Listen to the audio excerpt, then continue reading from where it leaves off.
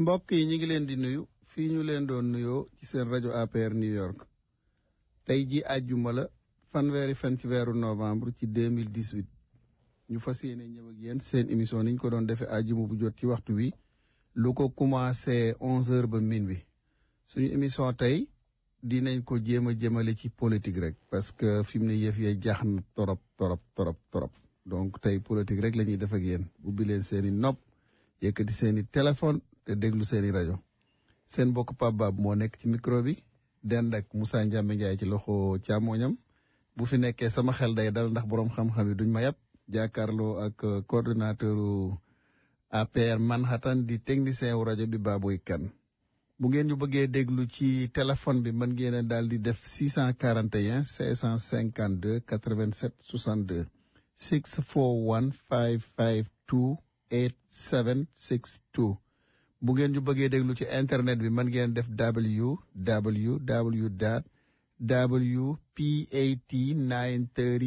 www.wpat930am.com da ngeen mën a déglu rajo bi ci internet bi nu ngeen ko bëggee léegi ni ma leen ko waxee léegi ci la ñuy daal di dugg du yàgg mooy tey dañoo bëgg rek nag politique ak yéen parce que yi fa jaar bari na assemblée nationale bi gis ngeen la fa xew te ña ko fa daan indi ñoo ko fa indi criminel yoo xam ne dañu am liberté provisoire waroon a tëdd seen peine ñu bàyyi leen def leen député ñu toll ne Manga 2 wala Balla Gaye 2 wala comme ci mën a doon ñëw ca assemblée nationale ba di ko fa jaay ak nit ñoo xam ne dañu ne ci sëriñ bi la ñu bokk te jotewuñu ak sëriñ bi dara ku am déréti sëriñ bi doo dem ci assemblée nationale ba di saaga as gor di saaga ab jullit di saaga sa mbokk moo bokkal am réew diine nanguwu ko ngor nanguwu ko juddu bu rafet nanguwu ko waaye nag sëñ bi moom lu jóg rek ñu yan ko sëñ bi waaye ku bokk ci sëñ bi ku ko gis xàmmee ko ku bokk ci sëñ bi am na nu muy doxe am na nu muy waxee dina am lu muy bañ dina am lu muy jomb yooyu yëpp koo gis mu ne ci sëñ bi la bokk te yooyu newul ci moom yëkkati sa loxo buñ tegee alxuraan nga waat ni kii bokkul sëñ bi da cee jafandu wala bëgg caa boole boppam yooyu yëpp dinañ ci ñëw parce que assemblée nationale ñoom moment buñ fa demee rek wax ju ñaaw lañ fay yóbbu wala ab xeex wala ab dóorante te ne ay nit ñu yiw lañ dañoo bokk ci nit ñu baax ku bokk ci nit ku baax deret ju baax ku ko yor doo mën a def lu baax boo bëggee def lu baax sa deret daf la koy tere kon loolu dinañ ci ñëw waaye bala ñoo ñëw rek damay nuyu sama gaay yi ma jàkkaar lool ba pare ñu door a dellu si ci politique bi tey dina sap ubbi leen seeni nopp Moussa maa ngi lay nuyu. maa ngi lay fay Pape salaamaaleykum Baboy maa ngi lay nuyu. di nuyu coordonnateur maa ngi lay nuyu. Pape ñu ngi lay ziare di la nuyu bu baax a baax. na ngeen yendoo. macha allah sant yàlla bu baax a baax. Moussa ci loo nekk. maa ngi nii rek. naka yëngu yi. sant bu wér. defe naa ne ajuma bi passé moom dama ko wuute woon ndax la sama góor ga daan wax rek sama maam sama masaan di jàmbat mu ne ma bul jàmbat yaram wuy tooy dina metti donc bi passé sama yaram moo doon metti mais tey moom yaa ngi forme bu rëy. tey maa ngi ak forme bu rëy sawaraat dellu siwaat lool di ci auditeurs yi. weccoonte ak ñoom ay xalaat. lu ma gën a sawarloo mooy ni ma ko waxee léegi xam nañ ne semaine bii passé politique bi jaax na lool ci suñu réew ci côté yëpp. ci côté yëpp. mais nag ni ko wala fi di waxee rek coow di ci pindab teen bi gars yi amul baag la. te defe naa ne ñoom seen coow bu jeexulit jot na. ndax dafa am sarax buñ suñ borom yónnee ñun ñëpp ñi bokk réew mi ñëpp ñi faral pouvoir ak ñi ko faralul muy li ñuy wax parrainage. nege ni ay sànnaangam candidat lañ doon wax.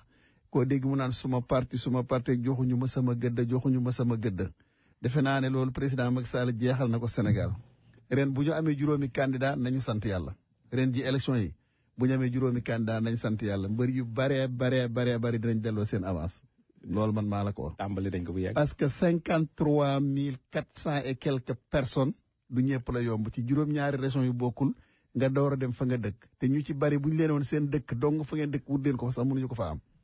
am na ci ñoo xam ne xamuñu beneen nit feneen fudul fa ñu dëkk bari na ci ku mel ne maam Adama Gueye mën naa ko cité Ndakaaru la aller retour xamul feneen moo tax moom moo jëkk a delloo avance am. ak soxna soosu. ak soxna si Kanté encore. professeur. non professeur moom coow ko ci boole ma ne am sa société de moom fekkee ko ci boole woon moom ma ne ko moom fekkee ko ci boole woon ak ay neexi français yooyu moom defe naa mi ngi suñu naaw politique gu ñoom soxna Caroline Faye ak ñooñu la jamono yooyu la woon loolu passé nañ ko kon defe naa ne léegi Baboy li nga bëgg a jëkkee rek jëkke ko ñu daal di ci teg liñ ciy teg dina ñëw itam ci Boy Sonko moom mi nga xam ne day teen di wax rek li ma waxoon ci livre am ba ne solution la xaw ma waaye moom fu waa ji ne Madagascar mu ne Matam bu ne Mali mu ne Meewaan livre bu jàmbur la copie léegi loolu doyatu ko dafay wër àll bi bu ñu ko joxee micro rek mu teen lu ko neex mu wax mais tey defe naa ne am na luñ jàpp ci li mu wax loo xam ne am na ku ko contredire koo xam ne moom mooy ndey mbill ga loolu defe naa ne buñ ko yaakam dañ leen ko tegal léegi mais dama lay bàyyi rek li nga bëgg a jëkke nga jëkke ko li ci des ñu dellu si ci waaw merci Pape donc comme ni nga ko waxee rek danañu ñëwaat ci Sonko bu ci kaname mais aussi di yëgle d'abord que suñu section APR Manhattan war na am réunion altine bii di ñëw incha allah mu tombeek le 3 décembre donc ci association des Sénégalais d'Amérique donc ñu ngi ciy waxtaanee lépp lu jëm ci parrainage bi donc di soññ militant wu APR yi nga xam ne jotaguñu woo def parrainage boobu ba léegi ñu xam ne que nag affaire bi jot na parce que ñun altine la ñuy clôturer lépp lu jëm ci parrainage bi te puis képp ku yore woon feuille yu parrainage di dem di uti ay nit waaw na jokkoog ñun ñi nga xam ne man Baboy muy Pape Babou muy Papa Gallo Ndiaye muy Paté Ndiaye képp daal ki ngeen xam ne Adja Ndeye Fatou Ndour Adja Aïda Sy yaayu daara même bu ngeen demee ci restaurant Bàcci Ñang aussi foofu yëpp Africa Kiné restaurant yooyu yëpp bu ngeen fa demee mu ngeen fa déposer seen parrainage donc ñu ramasser ko comme ça daal ñu clôturer parrainage bi donc réunion bi am na importance trop et puis aussi danañu waxtaanee que le premier ministre war na ñëw ci réew mi donc président moo waroon na ñëw mais incha allah premier ministre muy ñëw donc aussi ñun ñëpp war nañ faa daje te et puis woo nañu bépp militant au APR bi nga xam ne yaa ngi fii ci dëkk bi donc nga xam ne que lii du caaxaan premier ministre moo fi ñëw te vraiment war nañ ko màggal war nañ kaa yëkkati war nañ ko xamloo ne aussi que parti bi mu ngi fi. donc aussi ñu ngi xaar aussi képp ki nga xam ne dina fi ñëw di def désordre bu boobaa aussi dana dajeeg ñun. donc loolu lenn la woon papa bu dee ba am na moom soo ci bëgg a yokk tuuti ci kii bi. waa ni nga ko waxee rek réunion bi même man maa ngi ko bëggoon a wax suma pare no comme ni nga ko waxee ni laa koy waxee altine bii di ñëw la incha allah lañ koy def ci association des Sénégalais d'Amérique. xam nañ ne yëfi ñor na xom te waxoon nañ ne am na lu ñu war a def ñun ci suñu bopp waa parti bi. ci réew mi yëpp nag rawatina section bi nekk Manhattan. kon réunion bi ñu ngi ciy woo ñëpp bu ko kenn manqué góor jigéen mag ndaw képp koo xam ne da ngaa bokk ci parti bi wala nga bokk ci Benno Bokk Yaakaar wala ci section bi. wala rek le président Macky Sall di def Sénégal nga gis ci sa bopp. ñi ngi la ciy woo ñu taxawaat dëgëralaat suñu taxawaay pour falaat suñu candidat 2019 incha allah. premier ministre bi aussi comme ni ma koy waxee rek kenn ku nekk ndaw lu nekk darajee ki la yónni nga yore. bu président waree ñëw xëy na xat yebal premier ministre am wàcc na mais ñun ñi muy fekk ci dëkk bi bu ñëwee nañ ko xoolee bëti président. parce que mooy chef du gouvernement. premier ministre bu yem fañ ko yemloo defe naa ne depuis Senghor ñi ngi door ak Abdou Diouf ñi ngi door am premier ministre bu yem ci ay yittey ka ko fal. loolu ñun tam bu ñëwee war nañ ko won feddalil ko suñu coloré ak moom ci diggante coloréem ak président de la république son excellence Macky Sall. kon ñun ñëpp nañ ci taxaw ku yaru la nag ku baax a baax a baax. man ay waajuram ak sama maam ay coloré lañ woon bu baax. taxul nag ñu xamante vraiment xamante wuñ dara xamante nag sama yenn mbokk mais xamante wuñ. mais xamante bi ma xamante moo ma dàqal mooy xamante nañ ci Macky Sall. donc boobu moo ma dàqal sax xam ko personnellement Baboy. merci Pape donc beneen communiqué bi ñu yore muy jógee suñu xarit suñu doomu ndey muy Alassane Sow te mu yore benn rajo sant yàlla donc moom at bu jot daana def conférence wala fundraising bi nga xam ne mu jëmale ko ci rajo bi jëmale ko aussi ci communauté bi donc bi fa dafay def benn conférence bi nga xam ne suñu sëriñ bi ñuy wax Ibou Seynou Thiaw Laye waaw Ibou Seynou Thiaw Laye donc moo war a nekk conférencier bi foofu ci association des Sénégalais d'Amérique le 17 décembre donc ñu ngi woo communauté bi yëpp surtout waa APR ñun waa APR vraiment Camara Mbaye donc ñu def lépp daal ba vraiment jàppale ko parce que aussi camarade la vraiment macha allah mu ci association bi donc mu ngi tàmbali diggante 8h ak 9h PM. donc jëm kaw bu ngeen fa ñëwee da nga fa fekk vraiment ngeen ñëw xéewlu ci jàpp ci quoi. incha allah Alassane suñu mag la suñu couleur la bu yàgg xamante nañ. donc dinañ ci jàpp lu ñu mën. voilà donc aussi ñu ngi woo aussi képp koo xam ne rek bëgg nga ci jàpp nga ñëw jàppale ko. voilà di souhaiter aussi happy birthday suñu camarade bi muy Soyebu Dieng kii nag ab yóbbante la bu ma ko àggalewul woon nag danañoo mere. waaw ñu soxna si moo ñu yóbbante muy ummi. donc ñuy wax happy birthday Soyebu Dieng. Soyebu Dieng. voilà donc yàlla na nga dund lu yàgg. vraiment ba xale yi. fekkee njaboot gi yëpp ñoom maam Diarra ak ñoom ñëpp. fekk seen njëriñ te nga ànd ak ñoom tal ko. donc at mi buy dem yàlla na la fi bàyyi buy dellu si yàlla na la fi fekk. donc suñu chéri ko xam naa ne dana kontaan tey donc mission àgg na. donc léegi Pape dama lay delloo rek kii bi antenne bi. waaw defe naa ne comme ni ma la ko waxee léegi yow yaay xool luñ ci bëgg a jékkee wala ñu def suñu commentaire Moussa. wala ñu teg soxna Woré Sarr. ak assemblée nationale la ca xew. buñ paree loo bëgg ñu teg ko ci rek ñu daal di ko ci teg wala lan moo la gën a jege loo xam ne moom nga bëggoon a jëkk a commencé. voilà comme ni nga ko waxee sànq rek xam nga bëgguñu sax jaar ci turam parce que di may ko buzz la. mais comme Sonko dafa demoon France. voilà nit ñi ñëw teeru ko. mu wax ja nga xam ne vraiment du dëgg. voilà léegi nag loolu la ñu bëgg a tegaat fii. ñu wax ci nit ñi comparer nit ñi déglu. xam exactement lan mooy dëgg ak lu dul dëgg. bisimilah donc aussi bëgg a réew rek du tax aussi nga nekk foofu di wax lu la neex. loolu que nit ñi aussi jaaruñu fenn quoi. bisimilah voilà.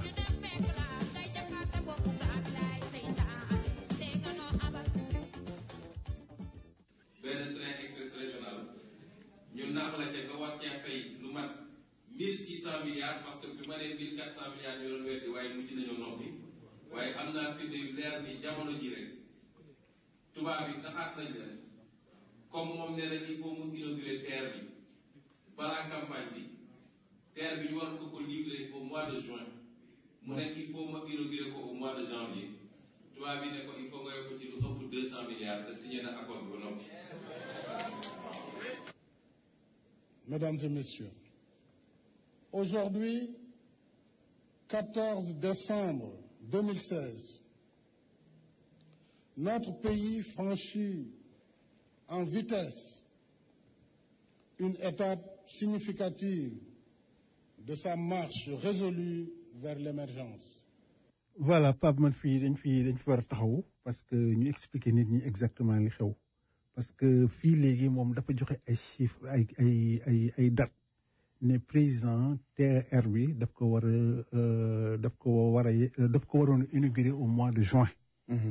léegi nag li ñuy teg fii ñun ñëpp déggoon nañ ko parce que teg nañ ko fii tegaat ko fii teg nañ ko ci ay rajo yu bari. bis bi nga xam ne président taxawoon na jàkkaarloog Sénégalais yi di wax. loolu nag la ñuy tegaat fii loolu la ñu bëgg nit ñi dégg lan la président waxoon ci njëlbeen. ak li Ousmane Sonko taxaw di wax tey. maanaam li président waxoon ci bis bi muy teg xeeru. première pierre bi terre bi. ba joxe si sax date bi nga xam ne dañu nar a inauguré. waaw voilà donc loolu la ñuy tegaat. en 2016. voilà mu ngoog donc léegi Ousmane Sonko wax na ba pare. léegi président ñu ngi tegaat li muy waxoon.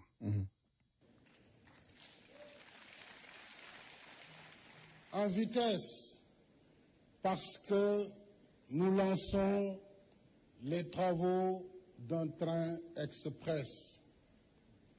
Comme vous le savez, nous avons inscrit les infrastructures parmi les secteurs stratégiques du plan Sénégal émergent. Inclus, les travaux de cette première phase vont durer exactement 2 ans et 1 mois. et être achevé en 2019. Nous sommes aujourd'hui le mercredi 14 décembre 2016. Je donne rendez-vous aux entreprises partenaires le lundi 14 janvier 2019, Inch'Allah, pour inaugurer le 14 janvier 2019, s'il plaît à Dieu, la ligne et faire le premier trajet pour un Sénégal qui bouge, un Sénégal qui avance, un Sénégal toujours plus prospère, un Sénégal de tous, un Sénégal pour tous. Alors, rendez-vous le lundi 14 janvier 2019, Inch'Allah, pour l'inauguration. Je vous remercie. donc def na fi leer na. mais n'empêche toujours que ma continuer rek après ñu ñëwaat ci ko ci waxtaan mais léegi on continue. beneen partie nga war cee fay lu mat 1600 milliards parce que bi ma nee 1400 milliards ñu doon weddi waaye mujj nañoo noppi waaye am naa firnde yu leer ni jamono ji rek tubaab yi taxaat nañ leen comme moom nee na il faut mu inaugurer terre bi balaa campagne bi terre bi ñu war ko livrer au mois de juin mu nekk il faut ma inaugurer ko au mois de janvier tubaab yi ne ko il faut nga yokk ci lu ëpp 200 milliards te signé na accord bi ba noppi. Le prix du coût, le coût du projet. Le coût du projet, oui. Le coût du projet, un projet, quand tu lances un projet, le calcul qui rentre dans l'analyse de faisabilité, c'est le coût. Parce que le coût, c'est la valeur présente. Hein? Et les recettes de refus. Le coût, on a toujours dit, le coût n'est pas, on peut pas, quand tu lances un projet qui est exécuté, on ne peut plus parler d'estimation. On parle de ça coûte tant. Parce que vous avez lancé un appel d'offres, les gens ont soumissionné, ils ont dit qu'ils peuvent faire le projet à temps. Vous faites un contrat, vous leur donnez le projet. Donc l'ensemble de l'eau, ça fait 568 milliards. Et dans la réglementation, nous avons la possibilité de faire des avenants. Et l'ensemble des avenants, c'est à peu près 16% qui nous fait 662 milliards. Parce que c'est archi faux. Et je l'ai défié plusieurs fois. J'ai dit, venez, on fait un débat. Parce que nous sommes des techniciens. Vraiment, on est des experts. On ne fait pas de l'amalgame, on ne fait pas de l'à peu près. De l'à peu près. Parce que quand tu lances un appel d'offres, même les journalistes, des fois, ils posent des questions, ils devaient pouvoir répondre eux-mêmes, sans poser. Quand tu lances un appel d'offres, par exemple, vous êtes journaliste, quand quelqu'un dit que je veux faire un événement, je lance un appel d'offres. Vous soumissionnez. Chacun dit que pour cet événement, je propose 1000, l'autre propose 2000, d'autres proposent. Maintenant, j'ai dit que bon, avec ça, je prends le moins 10 ans, c'est 1000 francs. Je signe avec lui le contrat. Est-ce que ce contrat-là, est-ce que ça peut changer? Ça ne peut pas changer. On a fait un appel d'offres. Les gens ont soumissionné. Ils disent qu'ils peuvent réaliser un projet à tel montant. On a fait un contrat avec une surveillance des bailleurs de fonds. Même les gens qui nous prêtent de l'argent, quand tu vas emprunter de l'argent pour dire que je vais faire un projet, tu fais un tour de table, les gens te donnent le montant, tu fais une petite évaluation, tu dis que j'ai besoin de 600 milliards pour faire le projet, les gens te prêtent 600 milliards, après tu vas faire le projet à 1000 milliards, où est-ce que tu vas prendre l'argent pour payer? C'est-à-dire, il faut être logique. Il faut être logique. Les gens peuvent mentir, mais il faut mentir sur quelque chose qui peut avoir une vraisemblance, quoi. Vraiment. Je mentir comme ça, j'entends des gens parler, des gens qui ne connaissent absolument rien des procédures d'appel d'offres. Quand on lance un appel d'offres, on ne doit même plus parler de prix, parce que tu as le meilleur prix.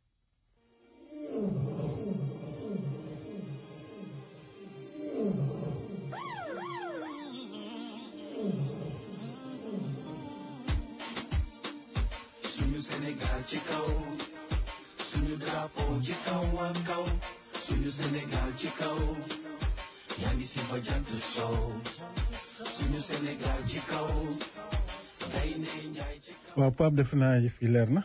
waaw defe naa ne foofu dañ fi taxaw tuuti Moussa ñu def ci commentaire parce que man defe naa ne xale bi lii sama maam doon wax daf koy bëgg a dal xam nga sama maam ñun buñ masaan dem ci jàngi ba ñëw màggal yeeg yooyu man ak sama baay bu nekk fii caatam dañ daan wax Fallou Ndiaye mën a jàng ak Mout Samba ko dàq baat ak Matar Mbaye neex baat sama maam ne noppi leen baat neexul rajo neex kon defe naa ne Ousmane Sonko mi war naa am équipe bu koy waxloo lu mu war a wax ak lu mu warut a wax war naa am fu mu waree ak lu mu warut a am ndax li muy am ci ay preuve bari na trop temps yi la ci ginnaaw génn na fi ne am naa preuve yu wóor ne Macky Sall fabriqué na ay élection ay résultat ba pare bisu élection yi day jël force de l'ordre bi teg ci mbedd mi ne gagné naa nee na am na preuve yi defe naa ne ku xam Sénégal ak na muy doxee ak nañuy voté ak na journaliste nekkee ci biir bureau de vote ya ñu voté wàññi affiché loo nekk xale même bu doon Pape Ba mi xam ne musul dem ardoise am na loo xam ne war naa ko rusa wax ci rajo ñu ma dégg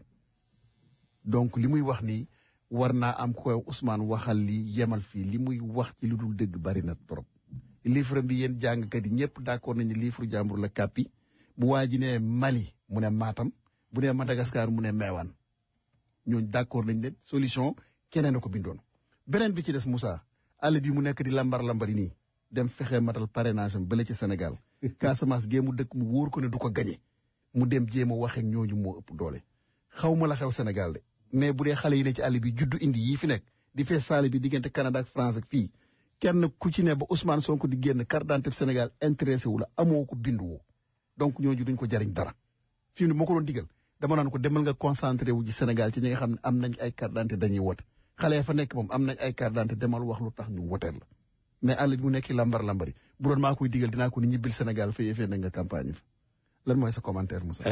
jërëjëf Pape man moom xam naa ne li ma ci wax sax du bari parce que mosuma presque commenté ci moom mais lii nii deuxièmement bi la parce que daf fi njëkk a ñëw ne 1200 milliards. mënu koo démontrer mu naan intérêt yi suñ ko ci yokkee. bi mu waxee loolu képp ko xam économie képp kuy def évaluation de projet xam nga ne kii li muy wax xamu ci dara. parce que su fekkee ne da nga def évaluation de projet nga naan baro bi intérêt yi xawma yiñ ci war a fay da nga def évaluer sa projet comme ni ko kii waxee su fekkee ne dañu évaluer ne projet bi kenn ku ci nekk daal di soumissionné daal ne sangam laa ko mën a defaree te ay 5 lots la 5 lots yoo xam ne entreprise yi ko yor bokkut.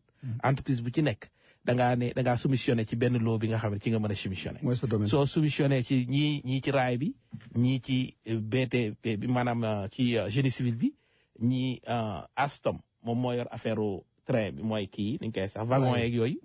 am ñu yor yeneen entreprise yoo xam ne ñoo yor électronique bi ak électricité bi yeneen entreprise yor tabaxu gaar yeeg yooyu donc loolu nekk entreprise bu ci nekk ne bii lii laa ko mën a defee ñu xool def évaluer xool kan moo ci gën a présenter offre technique bu baax ba pare moins 10 ans comme ni mu ko waxee. ñu sélectionné leen par rapport ak ñi bokkoon ñëpp ñu évaluer ko muy sangam lay mën a demee ñu xam ne sangam yooyu la nga xëy ni bon.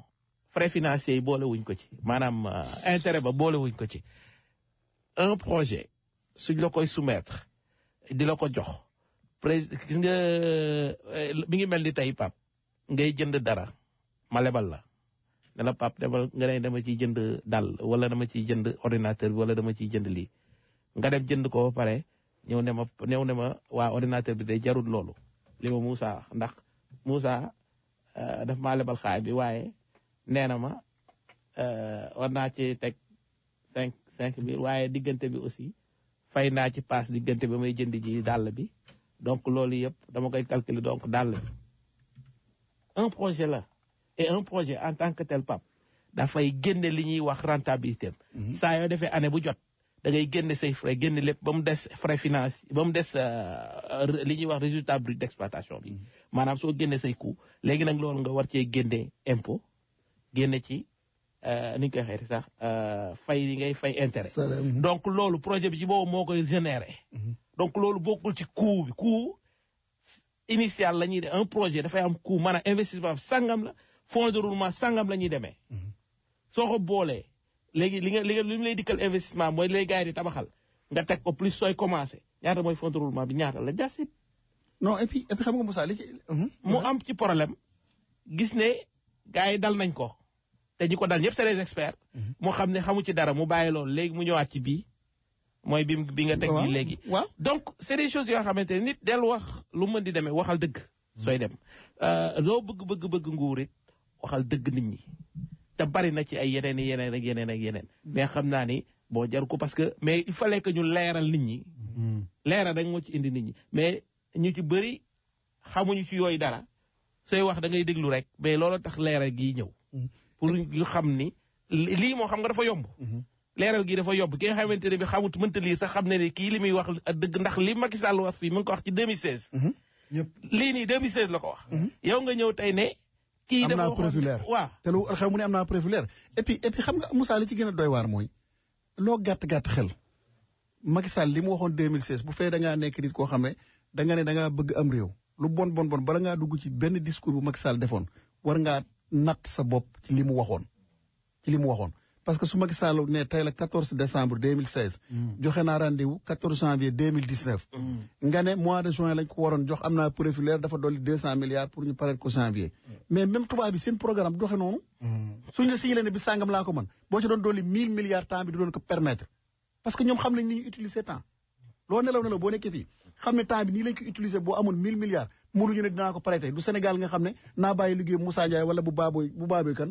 concentré wu ci parce que moo ëpp bénéfice tubaab bu doxee noonu marché internationaux yi dafa am nu ñu koy contrôler am ay tribunal yu koy atte da ngay joxe ay date di ko respecté wala nga dem tribunal donc moom ci boppam dafa war a jàng fàttaliku am na problème mémoire laa ragal fàttaliku la war a jàng parce que dafa yomb man bala maa toog ak France ña fa nekk di ay intellectuel France moom mu ne fa nekk ay jàngkat la ñi ci ëpp bala maa toog ak ñoom di leen wax ne Macky Sall waxoon na lii danaa xalaat ne bu may pare benn booy dugg ci internet bi lay génneel ma discours Macky Sall moo tax fi nekk ni soo xoolee tey réseaux sociaux yëpp bi lii génnee vidéo bii génnee ñu ci bëri ñoo xamante ne bi am naa man ñoo xamante xam naa leen dañoo àndoon ak moom mais bi ñu déggee li dañoo commencé ne mais c'est pas la première fois c'est pas la première fois parce que xam nga am sa leader muy wax lu dul noonu dafa doy waar parce que ñi ko doon défendre duñ ko mën a défendre parce que xam nañ ne lii lu ne fàng la li muy wax du dëgg ma yokk ci benn affaire dafa am aussi ci rajo yi passé loolu Moussa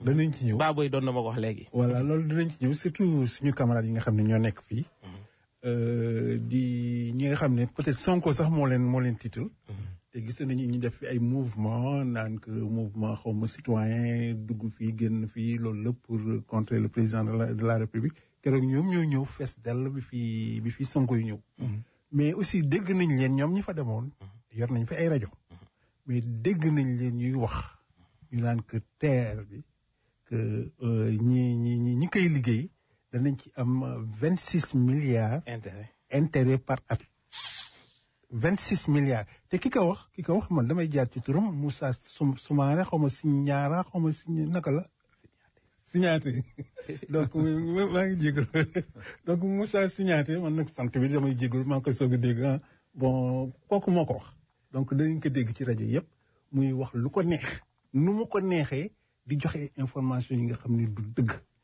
xam nga Baboy. waaw loolu dex naa expliquer Pape 26 milliards intérêt lañ wax de intérêt. par at. ñëpp xam ne bor Pape su ma la lebalee 1000 francs ne la intérêt bi 10% la léegi premier fay bi nga may fay ci at mu njëkk bi da nga may fay ñaata du 100 francs mooy 10% de 1000. 100 francs léegi nga teggil ma ci bor bi ne ci bor bi 1000 francs yi ma joxoon jégg naa ci 250 boole la ci 100 francs bi ma fay 250 ne ni ci benn at bu njëkk bi muy ñaata muy 350 léegi soo génnee ci bor bi 250 ñaata ciy des 750 léegi ci année bi ci des soo may fayaat nga war a génnewaat 250 plus intérêt boobu soo koy calculer ci 750 nga koy calculer waaye doo ko calculer ci 1000. doo ko calculer 1000 francs donc ce qui veut dire que donc 10% de 750 ñaata la. du 75. léegi kon yaa ngi may jox léegi 75 nga may jox plus beneen 250. ainsi de suite. nga bëgg ne ma léegi.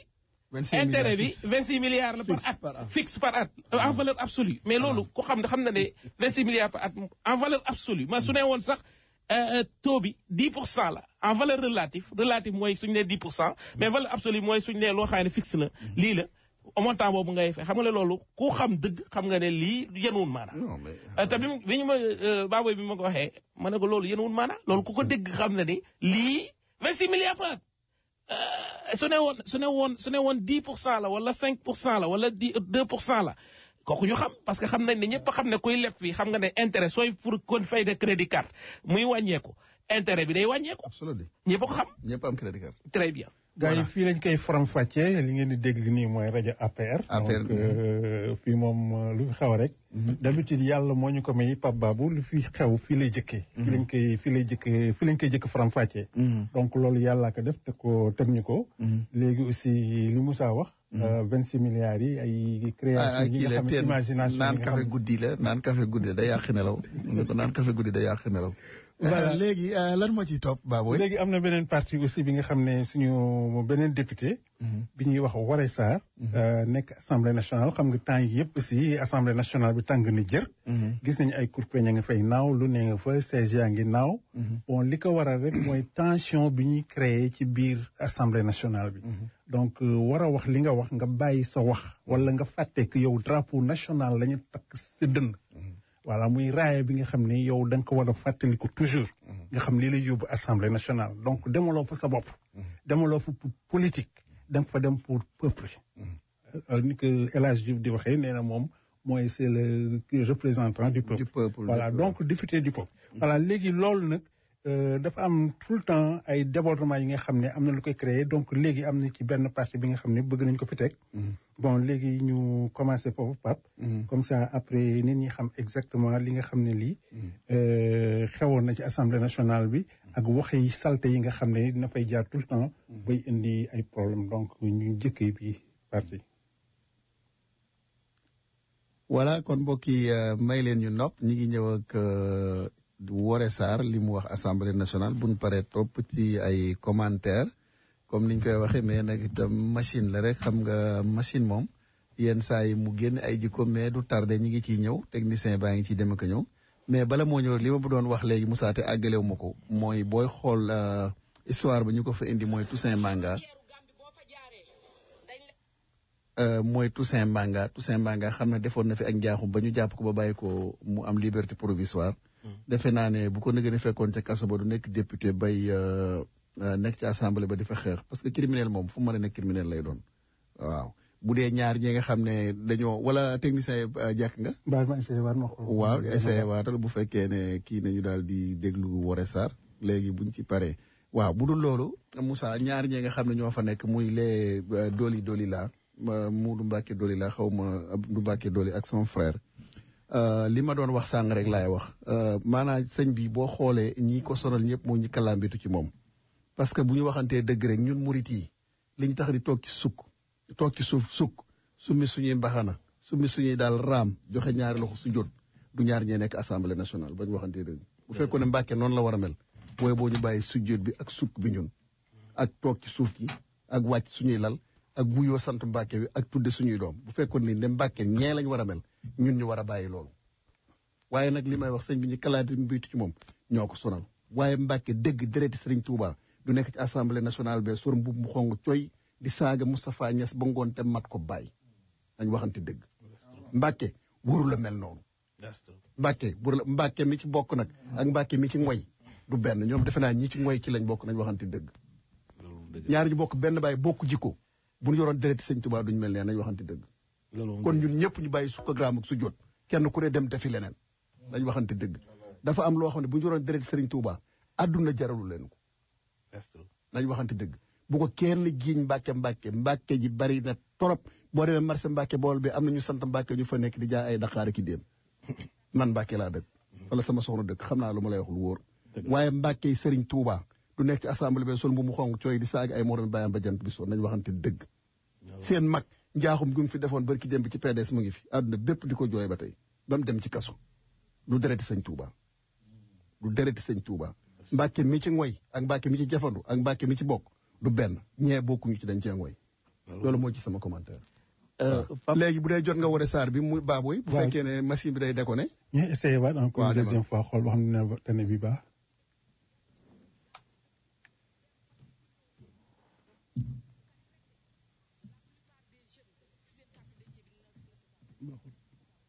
non mi ngi ñëw man maa ngi dégg de baaxul quoi demul bu baax baaxul ci kii bi quoi yokk nañ ko mais c'est pas c'est un problème donc ci boo demee Birima Mbuub moo ma jàpp quoi moo Birima Mbuub la quoi moo jutal Fatou bi quoi. mën naa ne mais rek Woré Sarr moom ni ma koy waxee rek moom yàgg naa nekk Woré Sarr mais defe naa ne lii am solo Baboy du ñoom ñu nekk ci assemblée ba di xeex. lii am solo mooy nee nañ seen doomi tubaab yi day ñëw. na ñëw ak suñu 138 milliards. bu fekkee ne ñëw na. te loi bi da ko bàyyi bu mën a nekk candidat. mu nekk candidat. en tout cas ñoom li ñu koy jooyale ko coowal bu ñu fàtte ñun ñëpp ne moom président de la République du Sénégal son père première dame yaayam jigéenam first daughter bu Sénégal ñoom ñëpp dañ leen a gagné ci benn bureau de vote. kon defe naa ne ñoom li ñu koy bàkkal naan xale bës ak xëy na xeesaay bi moo tax mu defal ko bës. mais mosul gagné benn élection ci Sénégal mosul gagné bureau de vote ci Sénégal te man li ma jàpp Pape Babou te gëm ko 100 mètres Karim Wade du fa delloo boppam dañ nekkoon buñ la woo réew mi tàkk ñu woo ko buñ la téye réew mi tàkk ñu téye ko buñ la àtte réew mi tàkk ñu àtte ko buñ la tëjee réew mi tàkk ñu tëj ko ba mu doyal woo ma dikke ñaane ko luñ la wax signeel damay dem kon defe naa ne ñoom seen waxi bopp jee ca mbedd Sénégal yi mënul delloo si Karim Wade Sénégal te Karim Wade waxuma la élection du am Sénégal bu ci bokkul waaye bu ñu daggoon boppam wékk ko buntu AIBD du tee élection am Sénégal lan mooy sa commentaire. léegi Moussa kii rajo bi ma doon dégg démb Birima Mbuub dafa nekk nañu yow suñuy dàll bu mu dëgër këj doomu tubaab baa ngi ñëw c'est-à-dire Karim Wade mu ngi ñëw mais avant loolu aussi Woré Sarr li mu doon wax léegi ci Pape Babou Woré Sarr li mu doon wax moo di que nee na carte nationale d'identité bi. ci ginnaaw dañ ci bind ne c'est pas voté ou ne peut pas voter. ne peut pas voter. waaw loolu nag. mu def ko problème. ci biir assemblée nationale bi. léegi nag ne aussi carte d'identité bi lu tax amul turu ndey lu tax amul turu baay.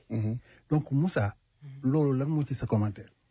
loolu moom yomb na Sénégalais yëpp xam nañ ni suñuy jublu élection dañuy ubbi pour révision ak ñi nga xamante ne bi bindu wuñu woon ñu bindu ñu am délai am date su date boobu weesoo képp keneen ku bindu après date bi mënatuloo voté te loolu ñëpp ko xamoon donc su fekkee ne donc da nga bind après date bi mais sa carte loolu lañ ci bind parce que ñi bind avant date bi jotuñu loolu mais ki jóge woon Italie noonu yor computer bi di jaay tubaab ci internet bi mais Aly Ngouille Ndiaye moo ko owal boppam laaj ko nu mu def ba am carte d'identité bi très bien mu ne ko police Parcelles laa ko mu ne ko foo bindoo mu ne ko Rome xaw ma Milan mu ne ko ndax bañ fa ñëwee di révisé demoon nga mu ne ko déedéet mu ne ko loolu lañ lay bindal sa carte d'identité. très bien parce que parcelle gi nga ko amee mun a fee wote. parce que beneen bi sax mooy bi mu waxaal léegi deuxième kii bi. dañu nekk carte d'identité bi mënuloo voté. c'est-à-dire man loolu laa ci bëgg a wax tuuti parce que am nañu fii bi ñu fiy ñëw. gis nañu ay social sécurité yi fi amoon. am na ay social sécurité yi ñu ci bind noo wë. waaw am bagay mënoo ko liggéeyee moom laa jëkk am. donc loolu fa fàcceel nit ki que carte yow bindu woo ci biir liste électorale bi. waaw loolu mooy problème yi. et puis ñun sunu ID yi fii amul turu ndey ak turu baay. voilà. ID fii amul turu ndey ak turu baay léegi lu tax defuñu ci. est-ce que passeport yi fii sax am na turu ndey ak turu baay. mais turu ndey ak turu baay kay su fekkee ne yow da ngaa dem fii di wut ID fii luñ la ko laaj. mais léegi su lañ ko laajul Sénégal nga ne léegi lu tax laajuñu ko. mais ñoom Moussa li ñu comprendre que dañu moderniser système ya colonial ya. la maam ya doon def ñun léegi mënatuñu ko def dañuy am ay ordinateur donc avant boo seetoon bu ñu la joxoon permis de conduite ab journal lañ la doon jox. ñu lem ko lemaat ko nga def ko sa poche. tey dañuy moderniser lépp def ko benn carte bu ndaw. donc carte boobu si li nekk si biir ci sa information yëpp. mu ngi ci biir. donc policier bi bu ko jotee bu soxlaa xam sa turu yaay dana ko xam bu soxlaa xam sa turu papa dana ko xam. mais binduñu ko ci. loolu du problème. loolu c'est pas un problème. donc yooyu ñu yóbbu ko ci biir assemblée nationale. bul fàtte ne Woré Sarr li ko kolo yu mage bariwul de. fekk na fi lu bari de fi la ko dëggul bàyyi woon de. voilà mu nga Camara bu bàyyi maa ngi lay nuyu en attendant.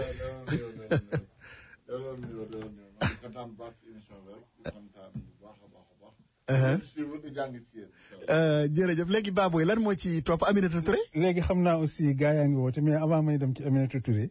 defe naa foog ñu kii tuuti aajara tuuti. waaw puis si ñu fay bil yi. comme ça ñu ñëwaat ci li nga xam ne mooy soxna Aminata Touré. parce que am na li mu wax jëmale ko ci parti bi. jëmale ko aussi ci ñun militants yi. waaw ñun militants yi. waaw léegi kon xam naa ne dañuy jëw ci li ci topp bala ñoo ñëw ci Aminata Touré. mais gars yi moom ni ma lay waxee rek defe naa ne seen coow li avance bi dana bari ñu delloo ñoom waa PDS moom duñ bokk moom amuñu candidat àla ku leeram duñ bokk moom ki jiite PDS moom ko musula bëgg ñu bokk ci élection gannaawam bëggul kenn doon ko wala nga doon partem bon liquité na partem duñu bokk bañ na ko ba ñuy def seen i fooy parrainage daf leen dem wutal couleur PDS donc kooku moom parewul pour bokk ci élection ndax loolu moom fañ koy joxee du gis ko fa nangu même bu fekkoon ne doomi tubaab ji dafa ñëw nekk candidat fooy ba muy yóbbu foofu ci bureau ministre de l'intérieur du fa fekk koy nangu donc ñoom bokkuñu mës ñoo bëgg a bokk te duñu bokk léegi nag am nañ seen i criminel seen i Toussaint Manga ak seen ñaar ñee nga xam ne dañoo ngoy ci sëñ bi yàq deru Mbàkke yépp ak Woré Sarr mi nga xam ne fi la ko dëggool bàyyi woon ña nga assemblée ba di ko jaxe ak Mame Diarra Fam mais nga xam ne moom muudu gi ni mu méttee ku ko lijjantil salaire 1 million ak 4 Sénégal bu ko neexee taal assemblée nationale te la muy def yaakaar naa ne Italie gëm ne fa la jóge ñu def fa député diaspora ñemewu koo def ca mbedd ma sax waxuma di ko def ci assemblée nationale ba voilà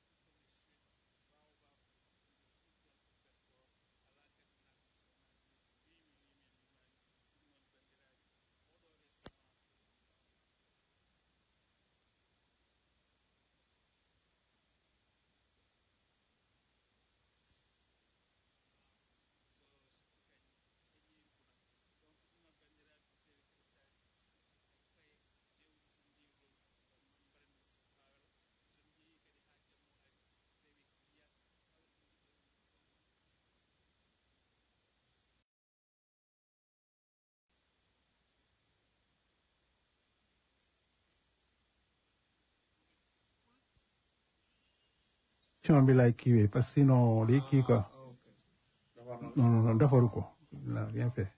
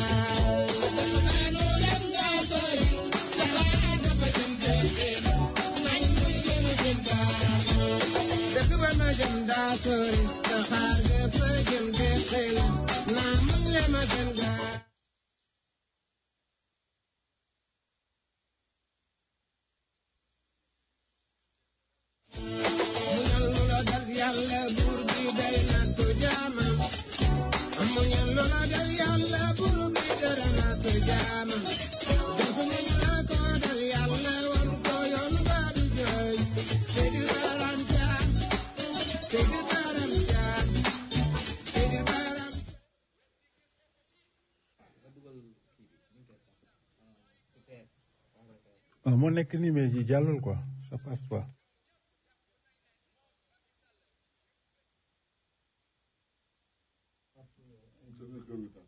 ay WhatsApp la ñu yore woon ça passe. allez-y. waa defe naa ne dañu am problème mu technique tuuti ingénieur bi mu ngi ci.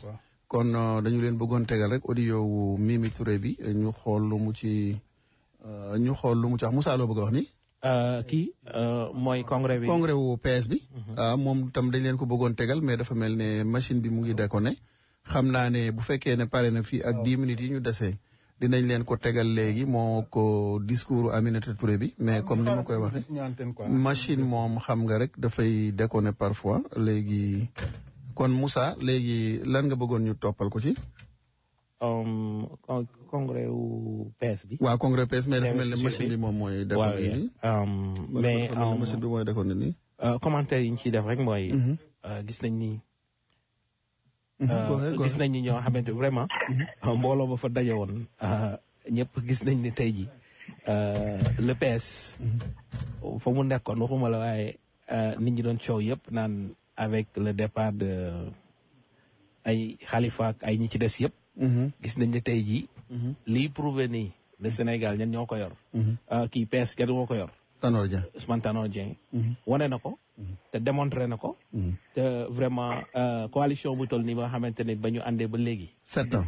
waaw musul am Sénégal. te semaine ba ñuy door a commencé semaine bu nekk ñu ne coalition bi day tas. très bien dafay tas. très bien mais man bañ koy wax Moussa li ma doon wax rek dama ne woon ñaar ñi nga xam ne mosuma leen a faral mosuma leen a woteel. mais munumaa nangu ne kenn gën leen a xam état ndax ku mos a yor état Sénégal ñoom nga ko àndal ba nga dem bàyyi leen. muy Ousmane Tanor Dieng. Moustapha Niass Djibo Leyti Ka moom ku mos a yor état Sénégal tam ñoom nga ko àndal. ba nga demee bàyyi leen. mosuma leen a wooteel nag. mosuma bokk ci seen parti aussi. mais état moom loo leen bañ xam ne xam nañ ko. xam nañ lu ñuy àndeek nit bu fekkee ni bëgguñu ànd ba tas. donc Moustapha Niass bi booy banlieue bi gis nga bi mu fi jógee ne day dem ak gis nga fu mujjul fenn. Khalifa Sall mii li may wax dafa ñëw Ndakaaru comme Pape Babou mu fa ñëw am fa këram wala mu juddoo fa màgge fa considéré boppam waa Dakar mais waa Dakar mosuñu koo def waa Ndakaaru parce que man jàpp naa ne li mu def nii Ablaye Makhtar Diop mi juddoo Ndakaaru xam Ndakaaru bu nekkoon meeru Dakar du ko def bay mujj ci rëbës ba. donc dafa ñëw Ndakaaru xëy na fekk fa waa Ndakaaru ñu nax ko ne ko Ndakaaru nga dëkk et malheureusement dëkkul Ndakaaru te li ko dal ni yëpp bu fekkoon ne Ndakaaru dëkk dëgg. kon balaa boobu dina am ñu dëkk Ndakaaru ñu ko aar loo xam ne lii du ko dal ci caisse d'avance ni mu ko defee nii. mais malheureusement ni ko wala fi di waxee. gattax bi du yàgg mukk ci dex gi ba soppaliku jësit exactement loolu moom mooy li ko dal. juddoo Grand Yoff taxul a nekk doomi Ndakaaru. kon defe naa ne am na ku ñuy dimbali si nii xaaral ñu jéem a xool ba xam li ci des mais balaa loolu Camara bu Baye yow dafa mel ne da ngay seetaan de. waaw xam nga loolu ñu ngi ci émission te gam bi may demee man ak ngeen demee. yéen ay professionnels ngeen. loolu mooy lan. man nag ci daara ji laay déparé. ci daara ji laay déparé ci daara ji laay jooyee. mi ngi dem kay Baboy. waaw affaire baa ngi ñëw kon defe naa ne waaw mu ngi ñëw parti socialiste dëggal na président Macky Sall mooy doon seen candidat ci élection yi ñuy dëdmal secrétaire général du parti socialiste monsieur Ousmane Tanor Dieng ak mboolem militant yi responsable yi bàyyi ko ci région yi nekk bi Sénégal dañu ñëwoon teewee congrès extraordinaire d'investiture parti socialiste seen candidat nekk président Macky Sall monsieur Ousmane Tanor Dieng mooy jiital parti socialiste del siwaat ci choix bu ñu am ci président Macky ñëw nga wet di gis bopp ci kon nag liñ bëgg a biral président mooy que ñi ngi gis fii ak ñi nekk seen gannaaw ñoom ñëpp jàpp nañ ne moom Macky Sall ni mu bëggee ñu fal ko ñun bëgg nañ ñu fal ko lu ëpp loolu ma daaneel wax ne ak fu ñuy dem nañ gànnaayoo le bilan du président Macky Sall c'est un bilan non seulement positif mais c'est un bilan élogieux ñu gànnaayoo ko pour Sénégal yi xam ne li fi def doom ñaari at yi ci wàll yëpp kii ku ko joxaat réew mi juróomi at Sénégal bu xaal 2035 pour être émergent en 2024 le Sénégal sera émergent. lii yëpp nag président Macky Sall jàpp ne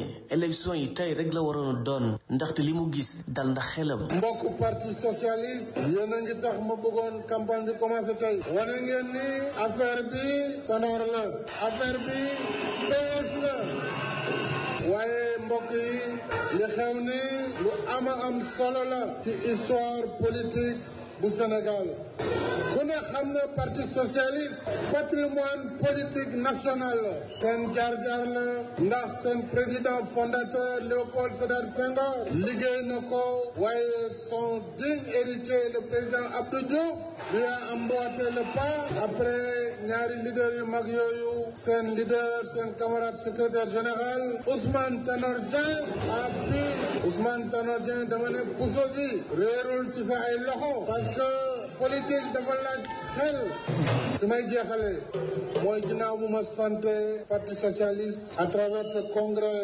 extraordinaire je dis oui j'accepte votre investiture comme candidat du Parti socialiste à l'élection présidentielle. Je vous remercie. mu nekk kon congrès extra. voilà defe naa ne kon mbokk yi yéen a ko déggandoo. amalee ci maison du parti mbooloo mu bari teewee ko bàyyeeko ci gox yu wute ci biir Sénégal ñoom ñi ñu am yaakaar gagné élection présidentielle yi ñu jublu mu war a am ñaar fukki fan ak ñeent ci weeru février 2019 seen candidat nekk président Macky Sall. Dakar Mohamed Wilane.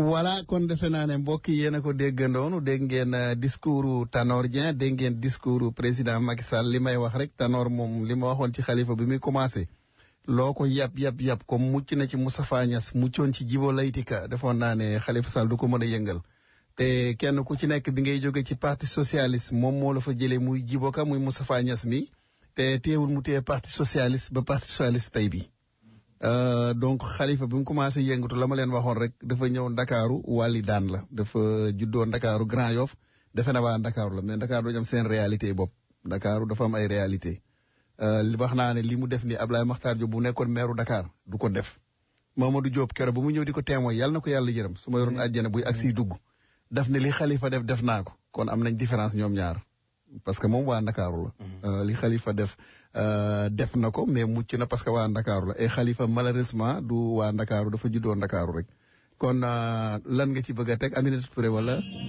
léegi Pape da nga may ma fay biir parce que depuis sànq moom laa bëggoon. rapidement dese nañ 5 minutes. waaw ñu xool ni muy demee. akay min ne ko welatami Baobab restaurant Baobab guy gi Baobab e nder Fulton Street Baobab hakkunde Fulton e Bedford ala gaddana ɗum so wona wiyeɓe mbimami ɗum noon bandiraɓe oɗo restaurant biyeteɗo Baobab kala ko jiɗon ko feewe ñamde so jeehi toon mon keɓɗum kasari no woodi hirani no woodi botari no woodi kala ko jiɗɗon wottade so maaro so suppu kanji hay ñiiri buna donc ɗum noon bandiraɓe ko feewe kasari aussi hay koye jewɗi so jeehi toon on man mbaɗa ɗum suppu ha wela so jeehi kadi ha jammo ari ko feewe grillade kala ko jiɗɗon taw koni juuɗe ko feewe tew feewe liɗɗi e suppu gulɗo fof nan toon ɗum noon bandiraɓe jeehe mbaɗe commande eɓe jogui euroji kessa pul donc maɓe gaddano ɗum ha damar galleji moon 17 18 484 48 66 walla mbiya 718 484 4866 Baobab e nder Fulton Street Baobab.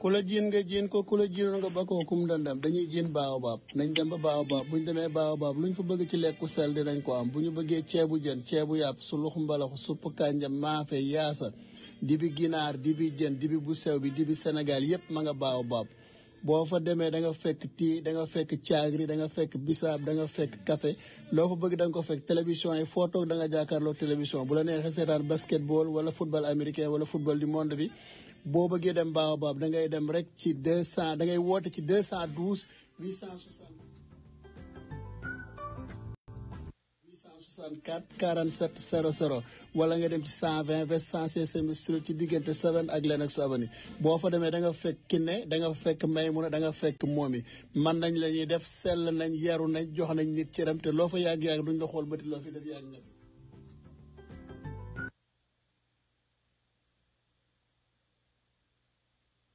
allo Khalifa est né à Louga.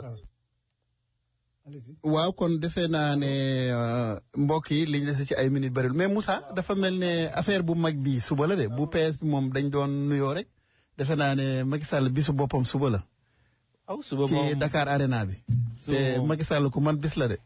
waaw déjà li ma lay wax rek le camarade Ousmane Tanor Dieng def na démonstration boo xamante ne bi ñëpp gis ne tey ji moom ku doon wax PS fii ak PS fële ñëpp xam ne PS moom PS la rek fa mu nekkoon ci loxoom ma nga fa ci loxoom te ñëpp a gis démontré na ko wane na ko mbooloo mi nekkoon ci biir salle bi mbooloo mi yoon ci bitti soo ko xoolee ëpp na téeméeri junni yoon li nekk ci biir salle bi fees tell ci bitti te ñëpp dañoo ñëw nag taxaw pour te li ma lay wax nii PS xam nga nee nañ mooy parti bi nga xam ne ku fa nekk da nga yor carte PS kuy woote da ngaa yor sa carte ñoom yoruñu ay gars yoo xam ne dañuy ñëw di cooto yoruñu carte déedéet loolu moom te démonstration la démonstration bu la bu mu leen laalalal rek tuuti bàyyil ba kon bis bi suba la defe naa kuy defar sa bisam du ma ta wax te Macky Sall moom ku man bis la defe naa ne suba moom mooy bisam yàlla ñu ko fekkee te tal ko xam naa ne ajuma bii di ñëw allo Pape rapidement xam naa kilifa diine mu ngi ci ligne kilifa rapidement dese mais aussi kii li ma doon wax ci PS